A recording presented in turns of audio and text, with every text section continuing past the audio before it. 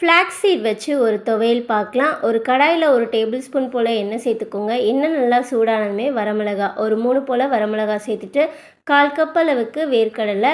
இதை நல்லா dry roast பண்ணிக்கணும். நல்லா ரோஸ்ட் பண்ணால் தான் டேஸ்ட் ரொம்ப நல்லாயிருக்கும். இது கூட ஒரு 4 பல் போல் பூண்டு, நெல்லிக்காய் சைஸில் சின்ன நெல்லிக்காய் சைஸில் புளி, ஒரு கொத்து போல் கருவேப்பிலை, கொஞ்சமாக பெருங்காயத்தூள் இதையும் சேர்த்துட்டு நல்லா ரோஸ்ட் பண்ணிக்கணும். இது ஒரு 2 மினிட்ஸ்க்கு ரோஸ்ட் பண்ணாலே போதும்.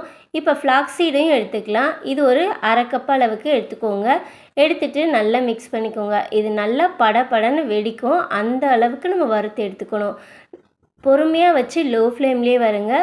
படபடன்னு வெடிக்கும் போது அடுப்பு ஃபுல்லாக சிம்மில் வச்சுக்கணும். சத்தம் கேட்குதா?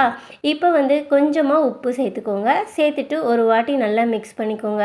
இது கம்ப்ளீட்டாக நல்லா ஆறுனதுக்கு அப்புறமேட்டா மிக்ஸி ஜாரில் மாற்றிட்டு கொஞ்சமாக தண்ணி சேர்த்து இந்த மாதிரி கெட்டியாக அரைச்சிக்கோங்க. அவ்வளோதான், நம்மளோட ஃப்ளாக்ஸ் சீட் துவையல் ரெடி ஆயிடுச்சு. கண்டிப்பாக ட்ரை பண்ணி பாருங்கள். வீடியோ பிடிச்சா லைக் பண்ணி ஷேர் பண்ணி நம்ம பிள்ளை சமையலை சப்ஸ்கிரைப்